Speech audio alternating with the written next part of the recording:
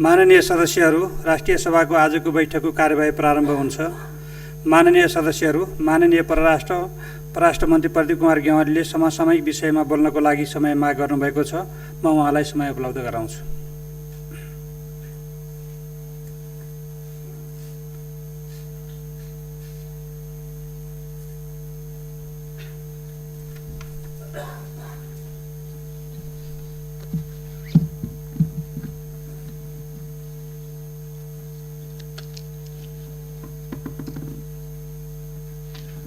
सम्मानीय अध्यक्ष महोदयको अनुमतिले मैले यस सम्मानित सदनमा र बाहिर सार्वजनिक रूपमा पनि उठेका केही प्रश्नहरू, विशेष गरेर नेपाल र चीनको सीमा सम्बन्धमा केही भ्रमात्मक, केही गलत र केही बनावटी फेक खालका समाचारहरू प्रकाशित भइरहेको सन्दर्भमा र ती विषयहरू विभिन्नले समाजमा एक किसिमको अन्यल पनि सृजना गरिरहेको सन्दर्भमा म केही कुराहरू प्रश्न पार्न चाहन्छु।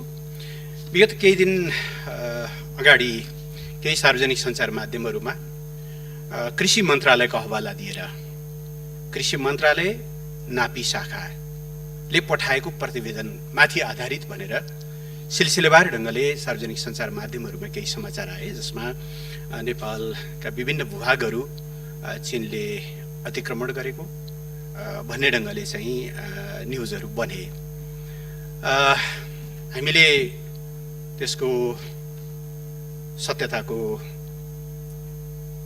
अन्वेषण गर्यौं, त्यसलाई सत्यापन गर्ने कामहरू गर्यौं र कृषि तथा पशुपन्छी विकास मन्त्रालयले त्यस सम्बन्धमा स्पष्ट पनि पारिसकेको छ। कृषि मन्त्रालयले गएको असार 11 गते कृषि मन्त्रालयको प्रतिवेदन भनिएको स्रोत उल्लेख गरेर 77 असार 10 गते कान्तिपुर दैनिक र अन्य केही सञ्चार माध्यमहरूमा प्रकाशित चीनतर्फ पनि 7 जिल्लामा सीमा अतिक्रमण भन्ने समाचारप्रति कृषि तथा पशुपन्छी विकास मन्त्रालयको ध्यानाकर्षण भएको छ। उक्त समाचारको आधार बनाइएको प्रतिवेदन यस मन्त्रालयबाट प्रकाशित नै नभएको र सो सम्बन्धी विषय यस मन्त्रालयको कार्यक्षेत्र समेत नभएकोले उक्त समाचारमा कुनै सत्यता नरहेको भनेर जसलाई आधार बनाएर यी फेक समाचारहरू बनाइएका थिए, सम्बन्धित मन्त्रालयले नै खण्डन गरिसकेको व्यवहार पनि म सम्मानित सदनमा जानकारी गराउन चाहन्छु। त्यसैगरी परराष्ट्र मन्त्रालयको तर्फबाट पनि हामीले यस सम्बन्धमा प्रश्न पारेका छौँ। त्यो कृषि मन्त्रालयको प्रतिवेदन स्वयंले खण्डन गरेको अवस्था छ। त्यसबाहेक यो चाहिँ नेपाल र चीनको वर्तमान सीमा 5 अक्टोबर 1961 मा भएको सीमा सम्बन्धी सन्धि र त्यस पछाडिका प्रोटोकलहरूद्वारा निर्धारित भएको समाचारमा भनिए जस्तो बाउन्ड्री मार्कर सीमा सङ्केत चिन्हहरू 37 र 38 कहिले खडा नै नभएको, दुवै देशको बीचमा चाहिँ ज्यादै भौगोलिक दुर्गमताको कारणले, विकटताको कारणले त्यो ठाउँमा सीमा मार्करहरू खडा गर्न नसकिने भनेर दुवै देश सहमत भएर त्यसलाई चाहिँ खडा नै नगरिएको हुनाले ती मिसिङ भए, हराइए, ती सीमा सारियो या भत्काइयो भन्ने कुरा त्यो कुनै आधार नै नरहने स्थिति भएको र अन्य कतिपय प्रश्नहरू हामीले त्यसको बारेमा परस्पर छलफल गरेर टुङ्ग्याउन सकिने र दुवै देशको बीचमा त्यस विषयमा निरन्तर छलफलहरू भइरहेको भएको हुनाले यस्ता खालका दुई देशको सम्बन्धमा प्रतिकूल प्रभाव पार्ने खालका समाचार सम्प्रेषित पनि नगर्न र यस्ता भ्रामक समाचारबाट प्रभावित पनि नहुन अथवा यसबाट भ्रममा नपर्नको निम्ति पनि हाम्रो मन्त्रालयले, परराष्ट्र मन्त्रालयले स्पष्ट पारिसकेको अवस्था छ। सामान्य अध्यक्षज्यू, म 2-3 वटा विषय थप यसमा जोड्न चाहँला।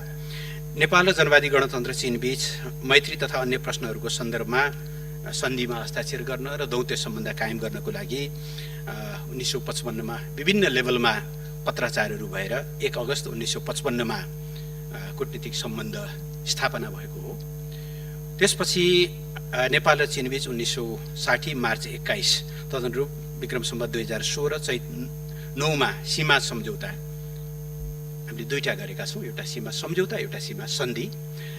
तत्कालीन जननिर्वाचित प्रधानमन्त्री बीपी कोइरालाको कार्यकालमा agreement between the government of People's Republic of China and his Majesty's government of Nepal on the question of the boundary between the two कन्ट्रिजमा हस्ताक्षर भयो र उक्त सम्झौता अनुसार दुवै देशका प्रतिनिधि सम्मिलित संयुक्त समिति गठन गर्ने र सो समितिले सीमा स्तम्भहरू खडा गर्ने एवं सीमा सन्धिको मस्यौदा तयार गर्ने जिम्मेवारी दिइएको थियो। त्यो अवसरमा चीनले शान्ति तथा मैत्री सन्धि सम्पन्न गर्न समेत प्रस्ताव गरेको थियो र सोही अनुसार सन् 60 को अप्रिल 28 मा शान्ति तथा मैत्री सन्धिमा हस्ताक्षर पनि भएको हो र त्यो सम्झौतामाथि आधारित टिम बनाएर त्यसले कायम गर्दै जाने क्रममा नेपाल र चीन बीच 1961 अक्टोबर 5 तदनुसार 2018 साल असोज 19 गते सीमा सन्धि boundary treaty between the people's republic China and the kingdom of नेपालमा हस्ताक्षर भएको थियो। यस सम्झौतामा परम्परागत प्रचलित सीमारेखा, संयुक्त रूपमा गरिएको स्थलगत अनुसन्धान तथा सर्वे एवं दुई देशबीच मित्रता, समानता, आपसी लाभ तथा आपसी सम्झौताका आधारमा समग्र सीमारेखा तय गर्ने उल्लेख गरिएको छ।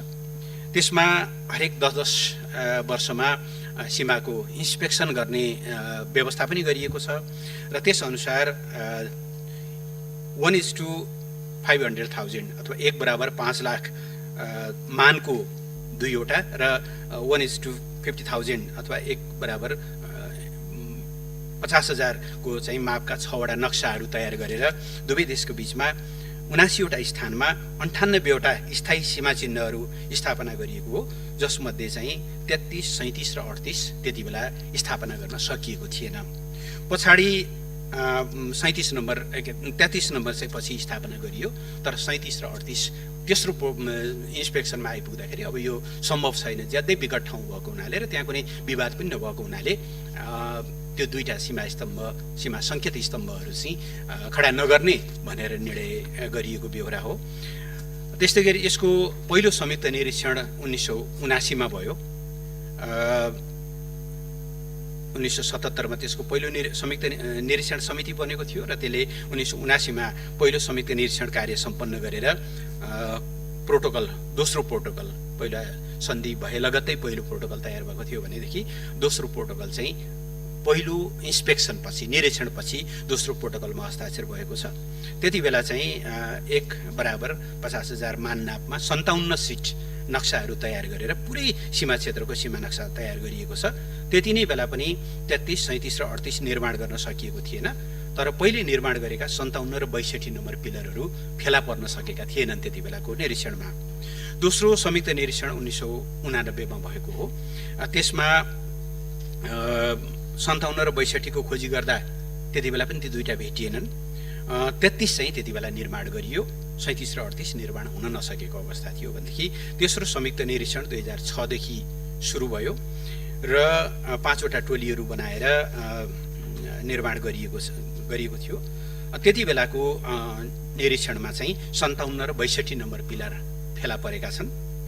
सीमा मार्करहरू, पिलर भन्नाले नेपाल भारत सीमामा जस्तो खालको पिलरहरू छ त्यहाँको भौगोलिक अवस्था हेर्दा कुनै ठाउँमा पहरामा खोपेर यो हो सीमा भनिएको छ, कहीँ सीमा यहाँभन्दा यतापट्टि पर्छ भनेर सङ्केत गरिएको छ, त्यसै भएर त्यसलाई बाउन्ड्री मार्कर भन्ने गरिएको अवस्था छ। र त्यति नै बेला चाहिँ अनि दुई ठाउँमा चाहिँ सहायक स्तम्भहरू बनाउनु पर्ने थियो। 54 नम्बर स्तम्भको 1-1 र 54 को 1-2 त्यो पनि त्यति बेला निर्माण गरिएको अवस्था थियो भनेदेखि अब 37 र 38 चाहिँ बनाउन नसकिने भन्ने निष्कर्षका साथ 100 वटा बनाउने भनिएकोमा हाल चाहिँ 98 वटा सीमा स्तम्भहरू रहेको, सीमा सङ्केत चिन्हहरू रहेको बेहोरा म सम्मानित सदनलाई जानकारी गराउन चाहन्छु। त्यही तेस्रो संयुक्त सीमा निरीक्षणले 3-4 वटा महत्त्वपूर्ण निर्णयहरू गरेको छ। पहिलो चाहिँ यी सीमाहरूमा एक्युरेसी होस् भन्नका निम्ति GIS system, geographical information system जडान गर्ने, ताकि भोलि कहीँ कतै सीमाहरू हराउँदा अथवा हिउँले पुरिँदा त्यस्तो अवस्थामा पनि त्यसको कुनै विवादहरू नहोस् भन्नका निम्ति GIS लागू गर्ने निर्णय गरेको छ। त्यसलाई अन्तिम रूप दिनुपर्ने कामहरू बाँकी छ। खास गरेर पश्चिमतिर त्रिदेशीय बिन्दु टुङ्गो गर्नु बाँकी छ। मैले अगाडि पनि सम्मानित सदनमा जानकारी गराएको छु। चीनसँगको हाम्रो सीमा पिलर नम्बर 1 बाट सुरु हुन्छ टिङ्कर भन्ज्याङभन्दा अलिकति माथिपट्टि पिलर नम्बर 1 गाडिएको छ र त्यहाँभन्दा पश्चिम पर्छ हाम्रो त्रिदेशीय बिन्दु भनिएको छ। तर भारतसँगको सीमा नटुङ्गिएको कारणले हामीले 0 नम्बर पिलर गाड्न सकेका छैनौँ। अहिले भारतसँग हाम्रो चलिरहेको छलफल टुङ्गो लागिसकेपछि नेपाल, भारत र चीनको त्रिदेशीय बिन्दु तयार हुनेछ र त्यो त्रिदेशीय बिन्दुमा चाहिँ हामीले पिलर नम्बर 1 अथवा बाउन्ड्री मार्कर नम्बर 1 गर्ने टुङ्ग्याउनेछौँ। त्यो एउटा काम गर्नुपर्ने बाँकी छ। जीआइएसलाई फुल्ली त्यसलाई इम्प्लिमेन्ट गर्नुपर्ने बाँकी छ। त्यसबाहेक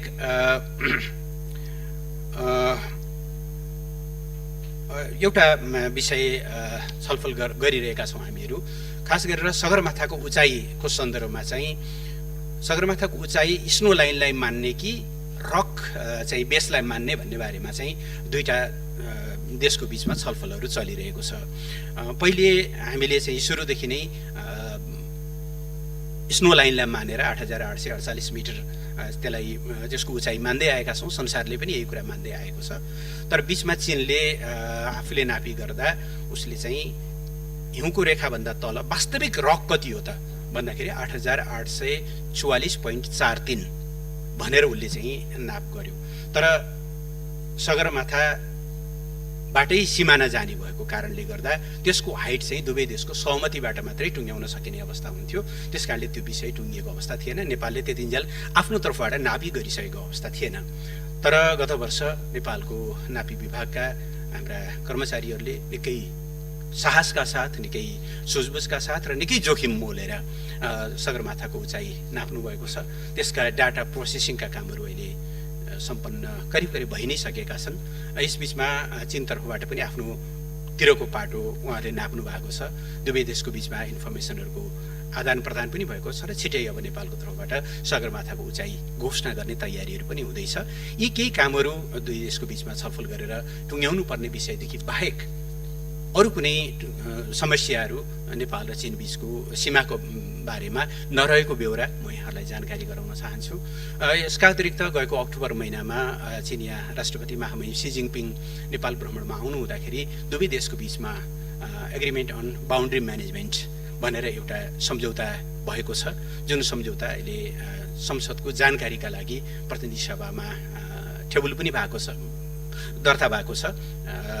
तर त्यसले चाहिँ यो दुवै देशका क्रस गरेर बग्ने नदीहरूको व्यवस्थापन, त्यहाँको चरीचरणहरूको व्यवस्थापन, त्यहाँको वन्यजन्तुहरूको व्यवस्थापन, त्यहाँबाट हुन सक्ने अवैध तस्करीहरू या अन्य कतिपय त्यस्ता कामहरूलाई रोक्ने विषयहरू, ती सबै कुराहरूको लागि एउटा स्थायी संयन्त्र बनाएर त्यसको चाहिँ दुवै देशको सीमालाई चाहिँ एकदम त्यसको स्याङ्क्टिटी कायम गर्ने गरिकन चाहिँ त्यो सम्झौता कार्यान्वयनमा गइसकेपछि धेरै कुराहरू टुङ्गिने नै छन्।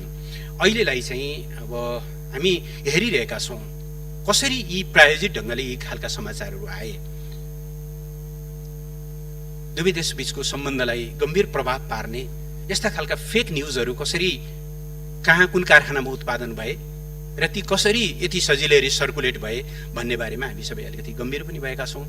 कुनै पनि देशको हकमा इस्युहरूमा छलफलहरू हुन सक्छन्। हाम्रा विभिन्न देशहरूसँग अहिले नै पनि हाम्रा विभिन्न इस्युहरूमा छलफल चलिरहेका छन्। तर एउटा इस्युमा छलफल चले पनि बाँकी विषयहरूमा हाम्रा मित्रताहरू फेरि पूर्ववत नै छन्, हाम्रा सम्बन्धहरू पूर्ववत नै छन्। ती सम्बन्धहरू पूर्ववत नै रहिरहनुपर्छ। एउटा इस्युमा छलफलहरू हुन सक्छ, इस्युजहरूमा देशहरूको बिचमा चाहिँ मतभिन्नताहरू पनि हुन सक्छन्, कहिलेकाहीँ गम्भीरै पनि मतभिन्नताहरू हुन सक्छन्। तर त्यसले समग्र एउटा सम्बन्धको आयामलाई कहीँ कतै प्रभावित पार्नु हुँदैन। हामी त्यो मान्यतामा अगाडि बढ्ने मुलुकहरू, त्यो नेपाल, त्यसमा यस्ता खालका चाहिँ गलत सूचनाहरूले अलिकति दिग्भ्रमित भएको स्थिति भएको हुनाले मैले सम्मानित सदन समक्ष नेपाल सरकारको दृष्टिकोण राख्नु उपयुक्त ठानेर मैले समय दिनुभएकोमा सम्मान्य अध्यक्षज्यूलाई र अध्यक्षज्यू मार्फत ध्यानपूर्वक सुनिदिनु भएकोमा सबै मान्यज्यूहरूलाई धन्यवाद दिन चाहन्छु। धन्यवाद। माननीय सदस्यहरू, राष्ट्रिय सभा नियमावली 2075 को नियम 192 बमोजिम माननीय परराष्ट्र मन्त्री प्रदीप कुमार गेवालीले दिनुभएको वक्तव्यका सम्बन्धमा केन्द्रित रही प्रश्न सोध्न चाहनुहुने माननीय सदस्यहरूलाई समय उपलब्ध गराउँछु। प्रत्येक माननीय सदस्यको लागि 1 मिनेट समय निर्धारण गरेको छु।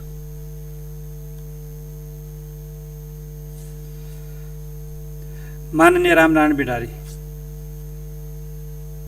अध्यक्ष महोदय, पत्रिका पढ्ने, संसदमा बोल्ने, कामै यति बोक्ने।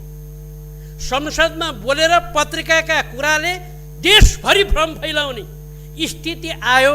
यसले राम्रो गर्यो कि गरेन?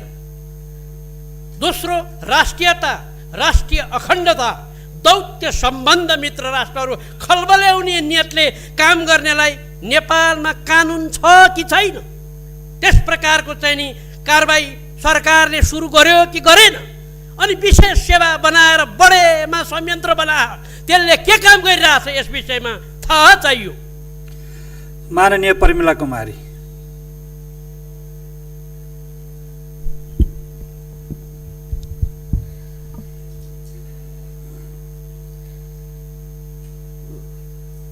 सम्माननीय अध्यक्ष महोदय,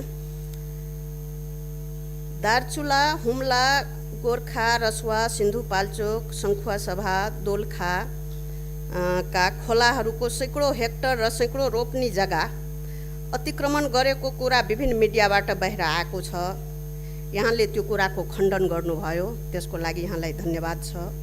र एउटा कुरा, यो गोर्खाको रुई गाउँ नेपालकै भएको प्रमाणित हुने ताम्रपत्र हामीसँग छ, तर त्यो गाउँको के अरे दावा चीनले गर्दैछ, त्यो कुरामा के कति सत्य छ जान्न चाहन्छु। धन्यवाद। माननीय प्रकाश पन्त। सम्माननीय अध्यक्ष महोदय, त्यो 37 र 38 नम्बर पिलरहरू चाहिँ बनाउनु पर्ने अथवा नपर्ने कुरा कतातिर उन्मुख छ, त्यसलाई त्यत्तिकै छोड्ने हो कि बनाउने भन्ने किसिमको कोसिसहरू भइरहेछ। र यो प्रोटोकलहरूको मिटिङ पनि नियमित रूपमा बस्न सकेन भन्ने कुरा पनि छ। र यसै गरी अब यो हामीले संविधान संशोधन गरिसके पछाडि, नक्सा पारित गरिसके पछाडिको नेपाल भारतको सम्बन्धको कूटनैतिक पलहरू के कस्तो भइरहेको छ जान्न चाहन्छु। धन्यवाद। माननीय सदस्यहरू, अब म माननीय परराष्ट्र मन्त्री प्रदीप कुमार गेवालीलाई माननीय सदस्यहरूले उठाउनुभएका जिज्ञासाका सम्बन्धमा प्रश्न पार्नका लागि समय उपलब्ध गराउँछु। सम्मान्य अध्यक्षज्यू मार्फत म सबै मान्य सदस्यज्यूहरूलाई धेरै धेरै धन्यवाद दिन चाहन्छु महत्त्वपूर्ण जिज्ञासाका लागि। माननीय बिडारीले भन्नुभयो जस्तै सम्मानित सदन वास्तवमा तथ्य आधारित छलफलको एकदमै गहकिलो थलो हुनुपर्छ भन्ने म मान्यता राख्छु। म प्रतिनिधि सभा सदस्य हुँ। सामान्यतया राष्ट्रिय सभालाई हाउस अफ भेटरन्स अथवा यो परिपक्वहरूको सभा भन्ने गरिन्छ। कहिलेकाहीँ तल भुलचुकले पनि कहिलेकाहीँ हालहुलमा पनि चुनावमा के होला कसो होला, त्यसो भएर चेक एन्ड ब्यालेन्सका लागि राष्ट्रिय सभा त अझ बढी परिपक्व सदन हो भनेर भन्ने गरिन्छ। मिडियाहरूमा विभिन्न खालका सूचनाहरू आउन सक्छन्। हाम्रो मिडिया अब व्यावसायिक बन्ने प्रक्रियामा छ। धेरै लामो इतिहास पनि छैन हाम्रो। 46 सालको परिवर्तन पश्चात, प्रजातन्त्र आइसके पश्चात नै हो नेपाली मिडियाहरूले आफूलाई अलिकति व्यावसायिक बनाउने प्रयत्न गरेको। त्यसले गर्दा उहाँहरू पनि परिपक्व हुने क्रममै हुनुहुन्छ। कहिलेकाहीँ अब विभिन्न खालका स्वार्थहरू हाबी हुन सक्छन्, गलत सूचनाहरू विभिन्न ढङ्गले म्यानुपुलेट हुन सक्छन्। त्यस्तो बेलामा चाहिँ मेरो एउटै आग्रह छ। कुनै एकजना विद्वानले भन्नुभएको थियो, काट्नुभन्दा अगाडि 10 चोटि नापौँ, केही फरक पर्दैन। आज कुनै सूचना आइहाल्यो पत्रिकामा, आजै सदनमा विशेष समय लिएर ढ्याप समय लिएर बोली नहाल्दा बिग्रिँदैन।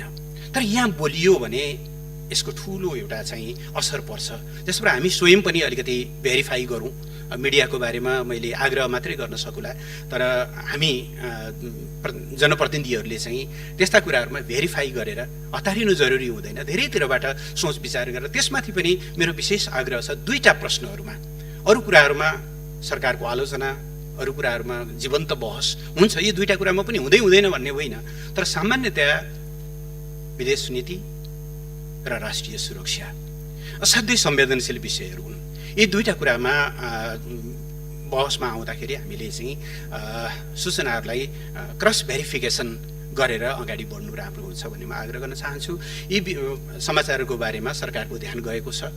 केही सञ्चार माध्यमहरूले सार्वजनिक रूपमा क्षमा याचना गर्नुभएको छ, भुल सुधार गर्नुभएको छ, सच्याउनु भएको छ। म उहाँलाई धन्यवाद पनि भन्न चाहन्छु। भोलिका दिनहरूमा यस्ता गल्तीहरू नदोहोरिउन् भन्ने कुरामा हाम्रो आग्रह छ। तर त्यो सो कल्ड प्रतिवेदन कुन कारखानामा उत्पादन भयो भन्ने बारेमा पनि सरकारको गम्भीर त्यसले चाहिँ त्यसको हामीले खोजी गरिरहेका छौँ।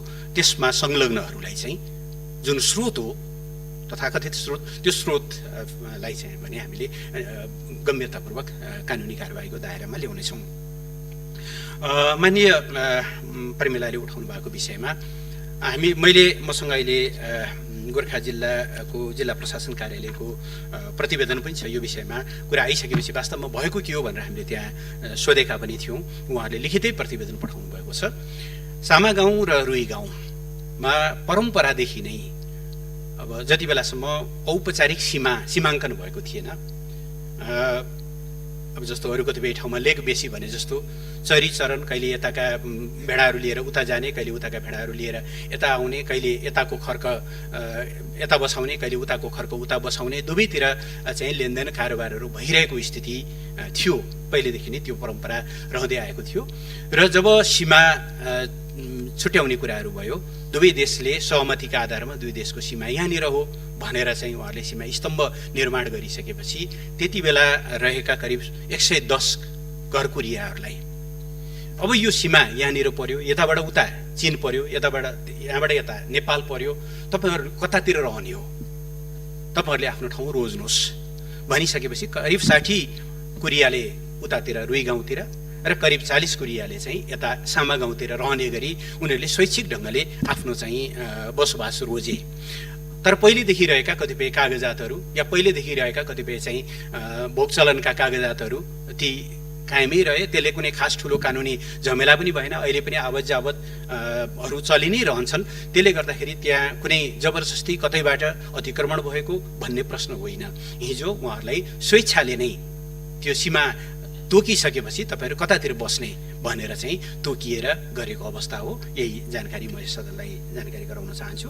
37 र 38 पिलरको सन्दर्भमा माननीय प्रकाश मन्तको जिज्ञासामा मैले अघि पनि भने त्यो भौगोलिक हिसाबले असाध्यै दुर्गम भएको, असाध्यै उचाइमा भएको हुनाले त्यहाँ कुनै मार्कर खडा गर्न सम्भव नभएको र मार्कर खडा नगर्दाखेरि पनि त्यसले कुनै चाहिँ भनौँ न भोलि विवाद आउन नसक्ने भएको हुनाले दुवै देशको सहमतिमा अब उपरान्त त्यो नगर्ने यो जरुरी भएन भन्ने भयो। प्रोटोकलको बारेमा 2012मा लगभग धेरै कुराहरू टुङ्गिएको थियो। 2012 पछि छलफलहरू अगाडि बढेको थिएन। अहिले नेपालले प्रोटोकललाई पनि टुङ्ग्याउने र यो GIS लगायतका सबै विषयहरू टुङ्ग्याउनका निम्ति हामीले चीन समक्ष बैठकको प्रस्ताव गरिसकेका छौँ। मिति प्रस्ताव दुवै देशको पारस्परिक अनुकूलतामा सुविधामा चाहिँ बैठक गर्नको लागि नेपालले चाहिँ प्रस्ताव पठाइसकेको बेहोरा म जानकारी गराउन चाहन्छु। मित्र राष्ट्र भारतसँग हामी सम्पर्कमै छौँ। नेपाल सरकार यो समस्याको कूटनीतिक वार्ताबाटै समाधान हुन्छ भन्ने कुरामा, गर्नुपर्छ भन्ने कुरामा र गर्न सकिन्छ भन्ने कुरामा, तिनै कुरामा हुन्छ, गर्नुपर्छ र गर्न सकिन्छ। मान्यता, विश्वास र बाटो, तिनटै कुरामा सरकारमा कुनै दुविधा छैन। कहिलेकाहीँ समय लाग्छ, त्यसमा हामी उपयुक्त समयको पर्खाइमा पनि छौँ। त्यस भएर बिना कुनै आवेग, बिना कुनै उत्तेजना कहिलेकाहीँ अब बाहिर विभिन्न कोणहरूबाट, मिडियाहरू र विभिन्न ठाउँहरूबाट अलिकति वातावरणलाई उत्तेजित बनाउने प्रयत्नहरू पनि हुन्छन्। ती कुनै कुराहरूबाट प्रभावित नभइकन मैले अघि पनि निवेदन गरेँ, यो समस्या एउटा समस्या छ, रह्यो, हिजोदेखि नै रहेको, त्यो पनि आजको सरकार, यताको सरकार या उताको सरकारको कारणले उत्पन्न भएको भन्दा पनि इतिहासले गाँठो नफुकाइदिएर गाँठो कसेर छोडेको विषय हो, जो आज हाम्रो काँधमा आइपरेको छ। समस्या समाधान गर्नका लागि समाधान गर्न सकिन्छ, गर्नुपर्छ, गरेर मात्रै विश्वासमा आधारित एउटा घनिष्ठ सम्बन्ध कायम गर्न सकिन्छ। तर यसले, यो विवादले अथवा यो समस्याले हाम्रा समग्र आयामहरूलाई अन्यत्र प्रभाव पार्नु हुँदैन। त्यो कुरामा हामी उत्तिकै सचेत छौँ। कमसेकम नेपालको तर्फबाट ती कुराहरूमा केही पनि दुई देशबीचको अन्य सम्बन्धका बहुआयामहरूमा त्यसले प्रभाव नपारोस् भन्ने कुरामा चाहिँ सरकार सजग छ। यो सजगता सबैतिरबाट अवलम्बन होस् भन्ने पनि आग्रह छ। सबैले यसमा कन्ट्रिब्युसन गर्नुपर्ने जरुरी हुन्छ। अब त्यसलाई चर्काउन, वातावरणलाई तिक्त बनाउन, भ्रम फैलाउन त सजिलो नै हुन्छ। तर आज हामीलाई चाहिएको मोर कन्स्ट्रक्टिभ टाइपको कन्ट्रिब्युसन हो, जो सबैतिरबाट हुन जरुरी छ भन्ने मलाई लाग्छ। यति कुराहरू राखेर सम्माननीय अध्यक्षज्यू समय दिनुभएकोमा धन्यवाद भन्दै बिदा हुन चाहन्छु। धन्यवाद। माननीय सदस्यहरू, राष्ट्रपतिको कार्यालयबाट शिक्षा सम्बन्धी केही नेपाल ऐन संशोधन गर्न बनेको विधेयक 2076, खेलकुद विकास सम्बन्धी कानुनलाई संशोधन र एकीकरण गर्न बनेको विधेयक 2076 र रेडियोधर्मी पदार्थको उपयोग तथा नियमन सम्बन्धमा व्यवस्था गर्न बनेको विधेयक 2076 प्रमाणीकरण सम्बन्धी पत्र प्राप्त हुन आएको छ। म सोको ब्यौरा पढेर सुनाउँछु। सङ्घीय संसदको दुवै सदनको बैठकबाट पारित भई नेपालको संविधानको धारा 113 को उपधारा 1 बमोजिम प्रमाणीकरणको लागि पेश हुन आएका देहाय बमोजिमका विधेयकहरू सम्माननीय राष्ट्रपति श्रीमती विद्यादेवी भण्डारीज्यूबाट नेपालको संविधानको धारा 113 को उपधारा 2 बमोजिम प्रमाणीकरण भएकोले सोको प्रमाणीकृत प्रतिहरू थान 3 यसै साथ संलग्न गरी पठाएको ब्यौरा अनुरोध गर्दछु।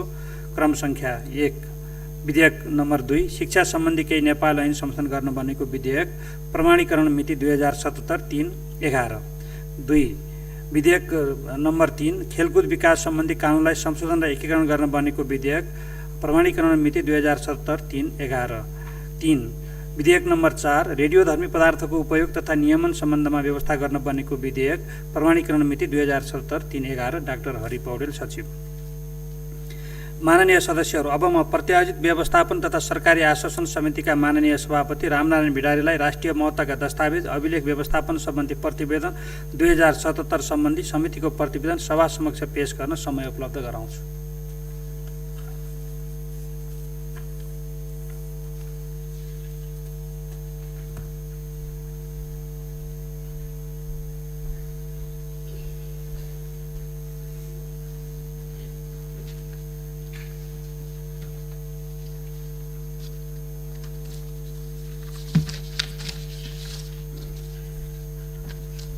अध्यक्ष सम्माननीय अध्यक्ष महोदय, अहिले भर्खर हामीले परराष्ट्र मन्त्रीज्यूको वक्तव्य सुन्यौँ। दस्तावेज कस्तो महत्त्वपूर्ण हुन्छ राज्यका निम्ति, राष्ट्रका निम्ति, जनताको निम्ति। त्यसकारणले यो अहिलेसम्म हाम्रो संसदमा यस प्रकारका काम भएका रहेनछन्। राष्ट्रिय महत्त्वका दस्तावेजहरू कहाँ राख्ने, कसरी राख्ने, कसले राख्ने, त्यसको संरक्षण कसरी गर्ने, सङ्कलन कसरी गर्ने भन्ने विषयमा राष्ट्रिय सभाको लागि यो महत्त्वपूर्ण अवसर प्राप्त भएको रहेछ। हामीले नियमावली बनाउँदा त्यस प्रकारका व्यवस्था गरेर समितिलाई चाहिँ यो अधिकार दिएको रहेछ। त्यसकारणले आजभन्दा 1.5 वर्ष अगाडिदेखि नै यो कार्य सुरु भइसकेको थियो। अहिले व्यापक रूपमा यसको महत्त्व कति छ भनेर लिम्पियाधुरा, लिपु लेक, कालापानीको सीमा क्षेत्र सहितका कुरालाई लिएर बडो चाहिँ महत्त्वपूर्ण रहेछ यो भन्ने कुरा हामीलाई अनुभव हुन गएको छ। त्यसो भएको हुनाले म यो प्रतिवेदनको सामान्य कुरा पढेर छोटकरीमा पढेर सुनाउँछु। सम्माननीय अध्यक्ष महोदय, राष्ट्रिय सभा प्रत्यायोजित व्यवस्थापन तथा सरकारी आश्वासन समितिको मुख्य कार्य क्षेत्र मध्ये राष्ट्रिय महत्त्वको दस्तावेज अभिलेख व्यवस्थापन एक हो। त्यसैले यस समितिले विक्रम सम्मत 2075 कार्तिकदेखि नै अभिलेख सम्बन्धी कार्य थालनी गरेको थियो। अहिले मुलुकको लागि राष्ट्रिय महत्त्व राख्ने अभिलेख दस्तावेजहरूको महत्त्व हामीले बुझ्यौँ। हालै सङ्घीय संसदबाट ऐतिहासिक रूपमा मुलुकको नक्सा अद्यावधि गर्ने कार्य सम्पन्न गरेका छौँ। यस सम्बन्धमा मुलुकले के कार्य सम्पन्न गर्दै कसरी अगाडि बढ्नु पर्दछ, के कस्ता पहल गरिनु पर्दछ र भविष्यको लागि अभिलेखहरू व्यवस्थापन गर्न चालिनु पर्ने नीतिगत, कानुनीगत र संरचनागत व्यवस्थापनहरू के हुन सक्दछन् भनी समितिले अभिलेख दस्तावेजहरू राख्ने निकायको स्थलगत अध्ययन, अवलोकन, भ्रमण, सम्बन्धित पदाधिकारीसँग परामर्श गर्नुका साथै यस क्षेत्रका विज्ञहरूसँग छलफल समेत गरिएको छ। अब सरकारले गर्नुपर्ने कूटनैतिक पहल, मुलुकभित्रको आन्तरिक कार्य, तथ्याङ्क सङ्कलन, संरक्षण सम्बन्धमा गर्नुपर्ने अद्यावधिकता सम्बन्धमा समेत छलफल भएको छ। मुलुकको भौगोलिक सिमानाको नक्साको अभिलेख नेपाल राज्य वा नेपाल सरकार पक्ष भई अन्य मुलुक वा अन्तर्राष्ट्रिय संस्थासँग द्विपक्षीय वा बहुपक्षीय सन्धि, महासन्धि, सम्झौता आदिको अभिलेख विभिन्न निकायमा छरिएर रहेका छन्। धार्मिक, सांस्कृतिक, राजनैतिक, सामाजिक, पुरातात्विक महत्त्व राख्ने दस्तावेज, शिलालेख, ताम्रपत्र जस्ता अभिलेखलाई सुरक्षित राख्नु अति जरुरी हुन्छ। राज्यले अभिलेख व्यवस्थापन सम्बन्धी बनाएका कानुनहरू पर्याप्त र समयानुकूल छ वा छैन, आवश्यक जनशक्ति र स्रोत संसाधन प्रदान गरिएको छ वा छैन भन्नेतर्फ समितिले ध्यान दिएको छ। राष्ट्रिय महत्त्वका दस्तावेजको अभिलेख व्यवस्थापन सम्बन्धमा समितिले राष्ट्रिय अभिलेखालय, राष्ट्रिय सङ्ग्रहालय लगायत विभिन्न केन्द्रीय पुस्तकालयहरूको स्थलगत अध्ययन अवलोकन भ्रमण गर्दा ती निकायका लागि आवश्यक जनशक्ति बजेट उपलब्ध गराउन नसकेको, अभिलेख संरक्षणका सम्बन्धमा अझै पुराना र अपर्याप्त कानुनहरू विद्यमान रहेको, भवनको अभाव रहेको, अभिलेख दस्तावेज संरक्षणको कार्य सरकारको प्राथमिकतामा नै नपरेको पाइएको छ। ऐतिहासिक दस्तावेज र अभिलेखहरू हाम्रा अमूल्य निधि हुन्। भावी पुस्ताका लागि यिनको संरक्षण गर्नुपर्दछ भन्नेमा विगतका सरकारहरूको ध्यान पुग्न सकेको देखिँदैन। वर्तमान सरकारले ध्यान दियोस् भन्ने आग्रह गर्दछौँ। राष्ट्रिय अभिलेखालयलाई स्थानान्तरण गर्ने विगतको सरकारले गरेको निर्णय सच्याई यथास्थानमा राख्ने भनी गरेको निर्णयलाई म समितिका तर्फबाट हार्दिक स्वागत गर्न चाहन्छु। यस सम्बन्धमा समितिले सरकारलाई आग्रह गरेको थियो। अध्यक्ष महोदय, राष्ट्रिय महत्त्वका दस्तावेज अभिलेख व्यवस्थापन गर्ने मुख्य जिम्मेवारी रहेको संस्कृति, पर्यटन तथा नागरिक उड्डयन मन्त्रालयको ध्यान यस कार्यमा तत्काल जानुपर्दछ। राष्ट्रिय महत्त्वका अभिलेखहरूको महत्त्व वर्तमानमा भन्दा भविष्यमा हुने हुँदा मन्त्रालय र सम्बन्ध निकायहरूको यसमा गम्भीर ध्यान जानु आवश्यक छ। समितिले अध्ययन, अवलोकन, परामर्श, छलफल गरी केही सुझाव दिएको छ।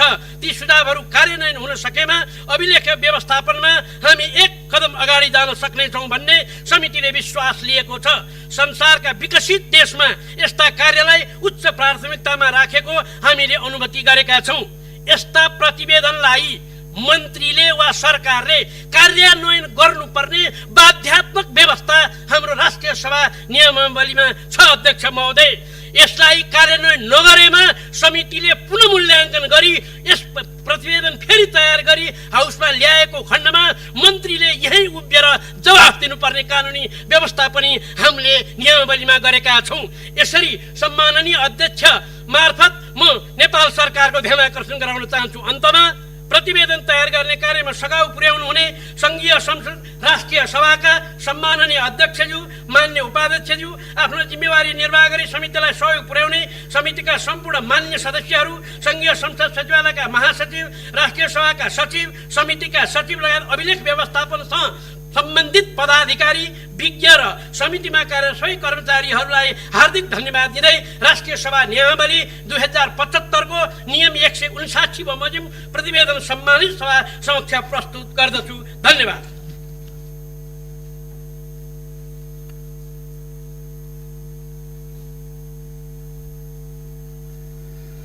माननीय सदस्यहरू, अब म माननीय अर्थमन्त्री डाक्टर युवराज खतिवड़ालाई नागरिक लगानी कोष दोस्रो संशोधन विधेयक 2075 माथि प्रतिनिधि सभाबाट भएको संशोधन उपार विचार गरियोस् भन्ने प्रस्ताव पेश गर्न समय उपलब्ध गराउँछु।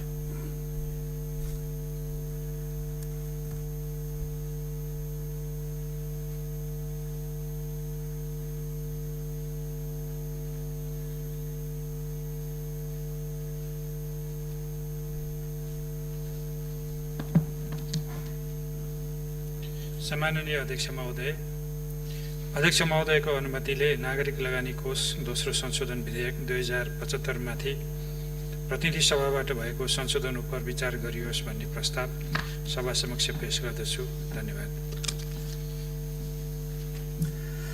माननीय सदस्यहरू, माननीय अर्थमन्त्री डाक्टर युवराज खतिवड़ाले प्रस्तुत गर्नुभएको नागरिक लगानी कोष दोस्रो संशोधन विधेयक 2075 माथि प्रतिनिधि सभाबाट भएको संशोधन उप विचार गरियोस् भन्ने प्रस्तावमाथिको छलफल प्रारम्भ हुन्छ। यस क्रममा विधेयकका उप प्रतिनिधि सभाबाट भएको संशोधन र सोसँग सम्बन्धित आनुषङ्गिक दफाहरूमा मात्र छलफल हुने बेहोरा जानकारी गराउँछु। छलफलमा भाग लिन चाहनुहुने माननीय सदस्यहरूले आफ्नो नाम अध्यक्षको डाँडासँगै बसेका सचिवालयका कर्मचारीहरूलाई उपलब्ध गराइदिनु हुन अनुरोध गर्दछु। छलफलमा भाग लिने प्रत्येक माननीय सदस्यलाई 3 मिनेटको समय निर्धारण गरेको छु। माननीय कोमल ओली।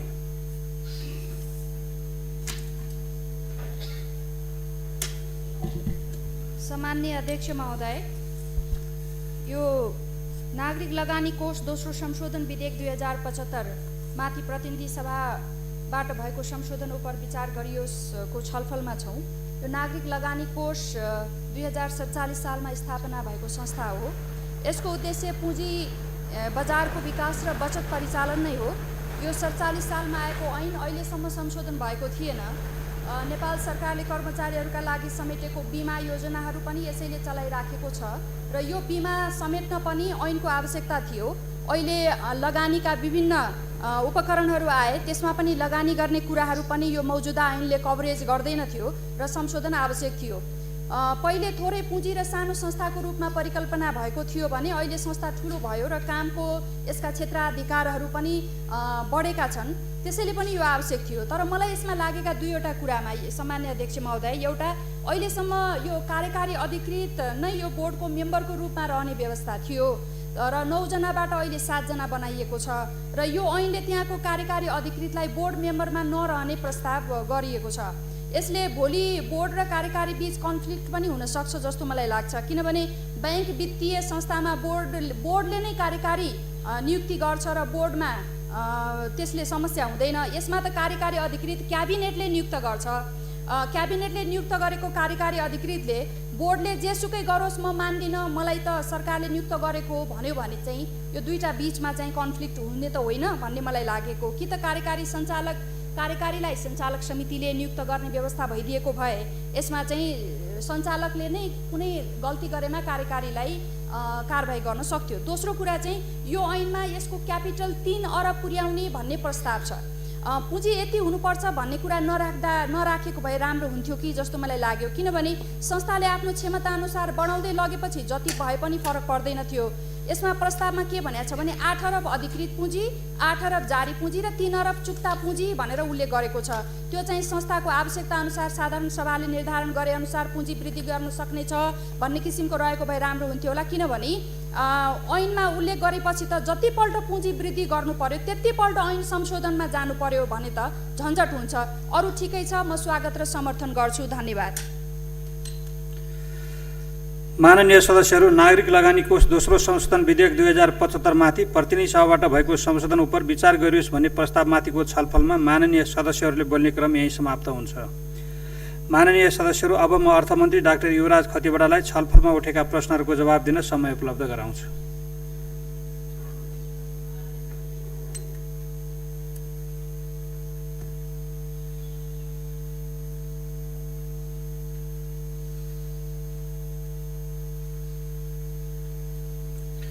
सम्माननीय अध्यक्ष महोदय, नागरिक लगानी कोष विधेयक 2075 माथि प्रतिनिधि सभाबाट संशोधन सहित आएको प्रस्ताव उप भाग लिनुहुने मान्य सदस्यज्यूलाई र त्यसमा आफ्नो राय राख्नुभएकोमा धन्यवाद दिन चाहन्छु। सञ्चालक समिति सामान्यतः कम्पनी कानुनबाट हामीले हेरिरहँदाखेरि पुँजीको प्रतिनिधित्व हो सञ्चालक समिति भनेको। कार्यकारीलाई सञ्चालक समितिले पूर्ण नियन्त्रणमा राखेकै हुन्छ। धेरै दृष्टिकोणले कार्यकारी अधिकृत, प्रमुख कार्यकारी अधिकृत नै बोर्डमा रहने हो भने कहिलेकाहीँ त्यहाँ स्वार्थ पनि बाजिने स्थिति हुन्छ। त्यो नहोस् भनेर एउटा कम्पनी कानुनको चेक एन्ड ब्यालेन्सको एउटा नर्म्सलाई पालना गर्न पनि त्यो त्यहाँ राखिएको हो। पुँजीको सन्दर्भमा मान्य सदस्यज्यूले राम्रो धारणा राख्नुभएको छ। सामान्यतः कम्पनीहरूको पुँजी, संस्थाहरूको पुँजी कानुनमै भएन भने परिवर्तन गर्न सजिलो हुन्छ भन्ने कुरा हो। यो विशेष प्रकारको कोष भएको र यसको पुँजीको बारेमा म अहिले नै प्रक्षेपण त गर्न सक्दिनँ, तर धेरै अर्को वर्षसम्म यो पुँजी पर्याप्त हुने र यसको आधारबाट फेरि कानुन संशोधन गरिरहनु पर्ने स्थिति नआउने सहजै अनुमान गर्न सकिन्छ। यो एक किसिमको ट्रस्टी बचतलाई ट्रस्टीको रूपमा परिचालन गर्ने संस्था हो। खालि अहिले योसँग भएको जुन रिजर्भ्सहरू छ त्यसलाई अलि सुदृढ गर्नको लागि पुँजीको त्यो व्यवस्था गरिएको हो। त्यसो भएको हुनाले पनि मलाई लाग्दैन यो पुँजीको संशोधनको प्रस्तावको लागि यो कानुन, यो ऐन जुन विधेयक प्रस्तुत भएको छ संशोधन गरिरहनुपर्छ जस्तो मलाई लाग्दैन। त्यसो हुनाले मान्य सदस्यज्यूलाई फेरि पनि धन्यवाद दिँदै आफ्नो भनाइ यहीँ टुङ्ग्याउँछु। धन्यवाद।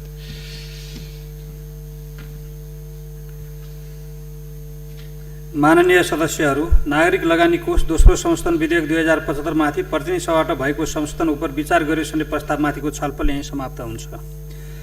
माननीय सदस्यहरू, अब म माननीय अर्थमन्त्री डाक्टर युवराज खतिवडाले पेश गर्नुभएको नागरिक लगानी कोष दोस्रो संशोधन विधेयक 2075 माथि प्रतिनिधि सभाबाट भएको संशोधन उप विचार गरियोस् भन्ने प्रस्तावलाई निर्णयार्थ प्रस्तुत गर्दछु। यो प्रस्तावको पक्षमा हुने माननीय सदस्यहरूले हुन्छ भन्नुहोला र यसको विपक्षमा हुने माननीय सदस्यहरूले हुन्न भन्नुहोला। यो प्रस्तावको पक्षमा हुने माननीय सदस्यले हुन्छ भन्नुहोस्। यो प्रस्तावको विपक्षमा हुने माननीय सदस्यले हुन्न भन्नुहोस्। हुन्न भन्ने आवाज सुनिन, तसर्थ नागरिक लगानी कोष दोस्रो संशोधन विधेयक 2075 माथि प्रतिनिधि सभाबाट भएको संशोधन उप विचार गरियोस् भन्ने प्रस्ताव सर्वसम्मतिले स्वीकृत भएको घोषणा गर्दछु।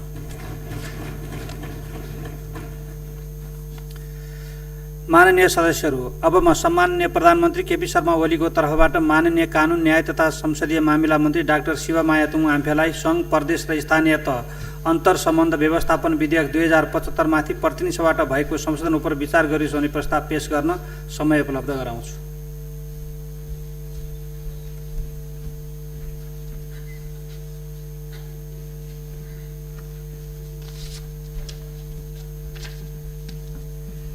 सम्माननीय अध्यक्ष महोदयको अनुमतिले सङ्घ प्रदेश र स्थानीय तह अन्तर्सम्बन्ध व्यवस्थापन विधेयक 2075 माथि प्रतिनिधि सभाबाट भएको संशोधन उप विचार गरियोस् भन्ने प्रस्ताव सभा समक्ष पेश गर्दछु। धन्यवाद।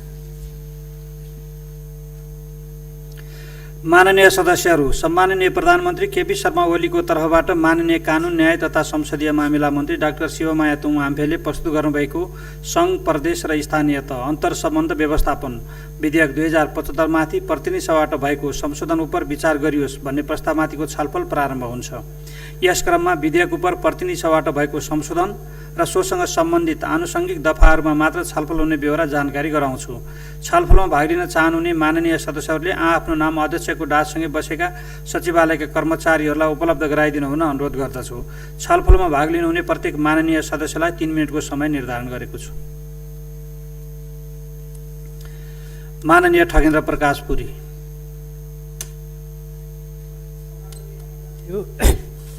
सङ्घ प्रदेश र स्थानीय तह बीचको अन्तर सम्बन्ध व्यवस्थित गर्ने सम्बन्धमा व्यवस्था गर्न बनेको विधेयकलाई संवैधानिक व्यवस्था अनुरूप बनाउन, जनचाहनालाई कानुनी प्रबन्ध गरी सम्बोधन गर्न, साथै समग्रमा भन्नुपर्दा विधेयकलाई थप सुदृढ गर्न सम्मानित प्रतिनिधि सभा र उक्त सभाको राज्य व्यवस्था तथा सुशासन समितिले गरेको योगदान उच्च छ। उक्त योगदानको म कदर गर्न चाहन्छु।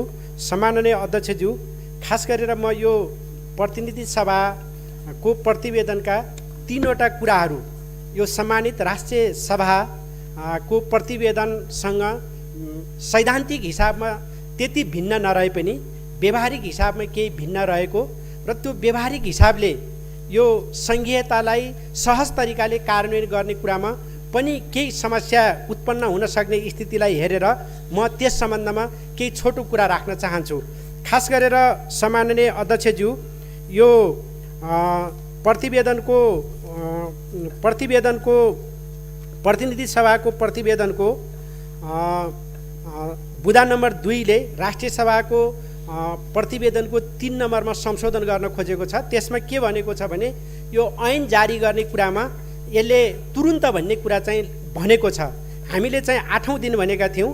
यो ऐन लागू गर्ने कुरा विषय विपत्तिको बेला जतिसक्यो छिटो उद्धार गरे जस्तो होइन। यो विषय सरकारको जनउत्तरदायित्व र जवाबदेहितासँग जोडिएको हो। त्यसैले यससँग यो प्रतिवेदनका बारेमा विचार गर्नुपर्छ भन्ने म अनुरोध गर्न चाहन्छु। सँगै के छ भने यो प्रतिनिधि सभाको प्रतिवेदनको बुँदा नम्बर 12 ले राष्ट्रिय सभाको प्रतिवेदनको बुँदा नम्बर 14 म केही संशोधन गरेको छ। त्यहाँ के छ भने राष्ट्रिय समन्वय परिषदमा प्रतिनिधित्व गर्ने सन्दर्भमा राष्ट्रिय सभाको प्रतिवेदनले सङ्घीय संसदमा प्रतिनिधित्व गर्ने राजनीतिक दलको प्रतिनिधित्वलाई सुनिश्चित गरेको थियो, तर यसलाई चाहिँ फेरबदल गरेको छ। त्यस्तै गरी प्रतिनिधि सभाको बुँदा नम्बर 14 ले राष्ट्रिय सभाको प्रतिवेदनको बुँदा नम्बर 19 मा पनि केही फेरबदल चाहिँ गरेको छ। यसतर्फ पनि विचार गर्नुपर्ने आवश्यकता देख्दछु। धन्यवाद। माननीय कोमल ओली।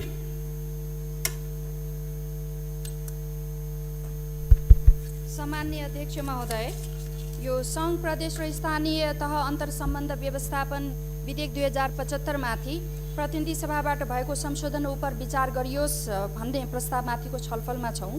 हामीलाई थाहा छ यो विधेयक राष्ट्रिय सभामा उत्पत्ति भएर हामीले पारित गरेर प्रतिनिधि सभामा पठाएका हौँ। प्रतिनिधि सभाले हामीले पारित गरेका कुराहरूमा पनि केही थप गरेर हेरफेर गरेर एउटा प्रतिवेदनसहित हामीतिरै फेरि फिर्ता पठाइदिएको छ र विधेयक विधायन समितिको प्रतिवेदन प्रतिनिधि सभाको राज्य व्यवस्था समिति तथा सुशासन समितिको प्रतिवेदन समेतलाई एकै ठाउँमा राखेर छलफल गर्नुपर्नेछ र उहाँहरूले गर्नुभएको योगदानका लागि म पनि धन्यवाद दिन चाहन्छु। पूर्ववक्ता माननीयज्यूले धेरै कुराहरू राखिसक्नु भएको छ।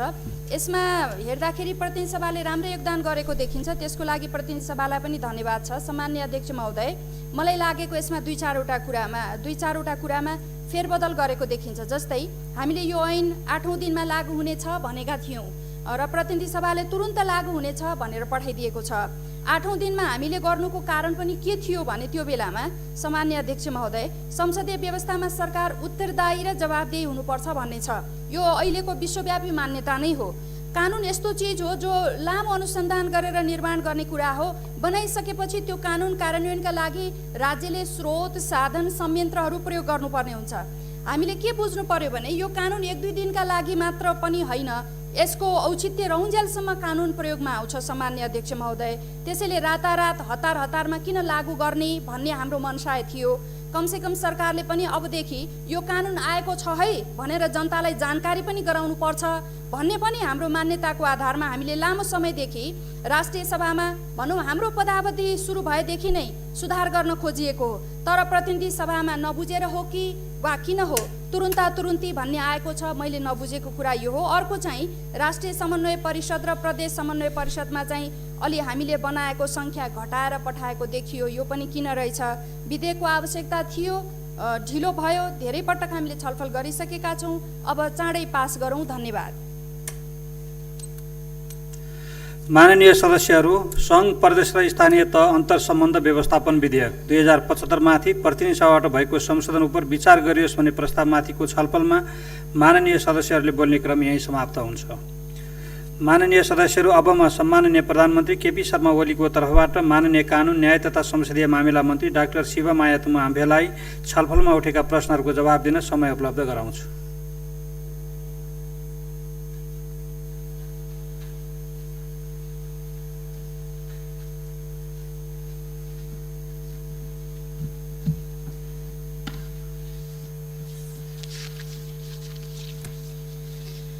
सम्माननीय अध्यक्ष महोदय, यो सङ्घ, प्रदेश र स्थानीय तह अन्तर्सम्बन्ध व्यवस्थापन विधेयक 2076 को सन्दर्भमा अहिले भर्खरै प्रतिनिधि सभाबाट केही परिमार्जन गरी फेरि अर्थात् यही राष्ट्रिय सभामा नै पठाइदिएको कुरा यहाँहरूलाई स्मरण गराउन चाहन्छु। र यो विधेयक राष्ट्रिय सभामा उत्पत्ति भएको र राष्ट्रिय सभाको विधान व्यवस्थापन समितिले व्यापक छलफल गरेको थियो। त्यो छलफलमाथि यहाँले आफ्नो विचार, आफ्नो भनाइ राख्नुभएको थियो। त्यही भनाइलाई एकीकृत गर्दै यस विधान व्यवस्थापन समितिले आफ्नो प्रतिवेदन पेश गरेको कुरा पनि स्मरण गराउन चाहन्छु। तत्पश्चात राष्ट्रिय सभाबाट अगाडि बढाएर प्रतिनिधि सभालाई दिएको थियो र प्रतिनिधि सभाले यो विधेयकमाथि व्यापक छलफल गरेको थियो। राज्य व्यवस्था तथा सुशासन समितिबाट धेरै छलफल गरेर यहाँहरूले संशोधन परिमार्जन गर्नुभएको विषयवस्तुमा पनि केन्द्रित रहेर त्यहाँ छलफल भएको कुरा यहाँलाई म जानकारी गराउन चाहन्छु। स्वभावैले हामी दुई सदनीय अथवा राष्ट्रिय सभा र प्रतिनिधि सभा जहाँ हामी एउटा सदनमा उत्पत्ति हुन्छ त्यहाँबाट छलफल गरेर पास गरेर अगाडि बढाइसके पछाडि अर्को सदनमा जान्छ र त्यहाँ पनि फेरि छलफल हुन्छ भन्ने कुरा हामीलाई थाहा भएकै विषय हो। यहाँले उठान गर्नुभएको विषय जुन विशेष गरेर हामीले अर्थात् राष्ट्रिय सभाले उठाएको कुरा, परिमार्जन गरेको कुरा प्रतिनिधि सभाले नै किन परिवर्तन गर्यो, संशोधन गर्यो भन्ने खालको कुराहरू पनि उठेका छन्। हामीले कुनै पनि विधेयकलाई ऐनको रूपमा हामीले परिवर्तन अथवा ऐन बनाउँदै गर्दाखेरि एउटा सभाले पास गरिसके पछाडि अर्को सभाले पनि त्यस विषयमा, त्यस विधेयकमा केही चिज छुट्यो कि अथवा केही थप्नुपर्ने हो कि भन्ने विषयमा गहन अध्ययन गरेर छलफल गरेर यो गर्ने हाम्रो अभ्यास हो। यो कुरा सबैलाई थाहा छँदैछ र यही अभ्यास अन्तर्गत बसेर हामीले यस विषयमा अर्थात् यस विधेयकमा पनि छलफल भएको अवस्था थियो र विशेष त यहाँले जुन एउटा ऐन प्रारम्भ हुँदाको विषयको कुराहरू गर्नुभएको छ, यहाँले उठान गर्नुभएको अर्थात् तपाईँले राख्नुभएको 8 दिनमा प्रारम्भ हुनेछ भन्ने कुरा लेख्नुभयो, तर 8 दिनलाई प्रतिनिधि सभाले तुरन्त प्रारम्भ हुनेछ भन्ने खालको कुरा लेखिरहँदाखेरि यहाँले यो विषय नचलाइदिए हुन्थ्यो कि भन्ने खालको नै आशय मैले बुझेको छु। तर के हुन्छ, कुनै कुनै ऐन हामीले प्राय जस्तै हाम्रो ऐन तुरन्त प्रारम्भ हुनेछ भनेरै हामीले उल्लेख गरेको अवस्था छ र अलिकति हामीले कुनै नयाँ ऐन बनायौँ भने त्यसलाई नियमावली बनाएर कार्यविधि बनाएर यी हरेक प्रक्रियामा जाँदाखेरि अलिकति समय लाग्छ कि भन्ने खालको कुरा हुन्छ। नभए हामीले यस्ता कुराहरू यो विषय यो विधेयक हामीले यो सङ्घीय गणतन्त्र स्थापना भइसके पछाडि यो विधेयकको बारे नयाँ ऐनको रूपमा हामीले बनाउने क्रममा हामी छौँ भन्ने कुरा यहाँलाई थाहा भएकै कुरा र हामीले हरेक चिज सङ्घ प्रदेश र स्थानीय तह बीचको अन्तर्सम्बन्धलाई व्यवस्थापन गर्ने भन्ने विषयमा हामीले छिटो ऐन बनाएर तल दिएदेखि तुरन्त प्रारम्भ गर्न सकेदेखि हुन्थ्यो भन्ने नै आशय हो र तसर्थ यही आशयमा बसेर प्रतिनिधि सभाको समितिले यो कुरा गरेको छ र यहाँले जे कुराहरू उठाउनु भयो छलफल गर्नु स्वाभाविकै हो। यो गरेदेखि राम्रो हुन्थ्यो कि अथवा यस्तो व्यवस्था राखे राम्रो हुन्थ्यो कि भन्ने खालको कुरा गर्नु स्वाभाविकै हो। तसर्थ मलाई लाग्छ यो प्रतिनिधि सभा र राष्ट्रिय सभाको सम्बन्धित विषयगत समितिले छलफल गरेर यो विधेयकलाई हामीले चाहे जस्तो अर्थात् नेपाली जनताको निम्ति आवश्यकता अर्थात् सङ्घ प्रदेश र स्थानीय तह बीचको अन्तर्सम्बन्धलाई कसरी व्यवस्थापन गर्ने भन्ने विषयलाई केन्द्रित गर्दै तपाईँले व्यापक छलफल गर्नुभएको छ र यहाँले आफ्नो सुझावहरू दिनुभएको छ, आफ्नो कुराहरू राख्नु भएको छ। यसको निम्ति म धन्यवाद दिन चाहन्छु र यो विषयमा अर्थात् यो विधेयकमाथि यहाँले आफ्नो कुराहरू राख्नु भएको छ, फेरि पनि आफ्नो भनाइहरू राख्नु भएको छ। यसको निम्ति म सम्माननीय अध्यक्ष महोदयको तर्फबाट म उहाँको माध्यमद्वारा यहाँलाई पुनः धन्यवाद दिँदै आफ्नो भनाइ यहीँ टुङ्गेको छु। धन्यवाद। माननीय सदस्यहरू, सङ्घ प्रदेश र स्थानीय तह अन्तर्सम्बन्ध व्यवस्थापन विधेयक 2075 माथि प्रतिनिधि सभाबाट भएको संशोधन उप विचार गरियोस् भन्ने प्रस्तावमाथिको छलफल यहीँ समाप्त हुन्छ।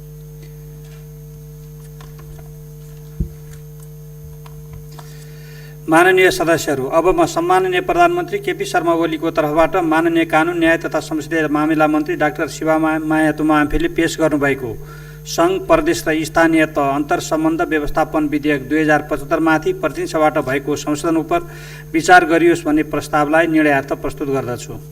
यो प्रस्तावको पक्षमा हुने माननीय सदस्यहरूले हुन्छ भन्नुहोला र यसको विपक्षमा हुने माननीय सदस्यहरूले हुन्न भन्नुहोला। यो प्रस्तावको पक्षमा हुने माननीय सदस्यहरूले हुन्छ भन्नुहोस्। यो प्रस्तावको विपक्षमा हुने माननीय सदस्यहरूले हुन्न भन्नुहोस्। हुन्न भन्ने आवाज सुनिन। तसर्थ सङ्घ प्रदेश र स्थानीय तह अन्तर्सम्बन्ध व्यवस्थापन विधेयक 2075 माथि प्रतिनिधि सभाबाट भएको संशोधन उप विचार गरियोस् भन्ने प्रस्ताव सर्वसम्मतिले स्वीकृत भएको घोषणा गर्दछु। माननीय सदस्यहरू, आजको कार्यसूचीको क्रम सङ्ख्या 4 मा रहेको ख, ग, घ र ङ का विषयहरू सूचीबाट हटाइएको बेहोरा जानकारी गराउँदछु। माननीय सदस्यहरू, अब अर्को बैठक 2077 असार 17 गते बुधबार दिनको 1 बजे बस्ने गरी यो बैठक स्थगित हुन्छ।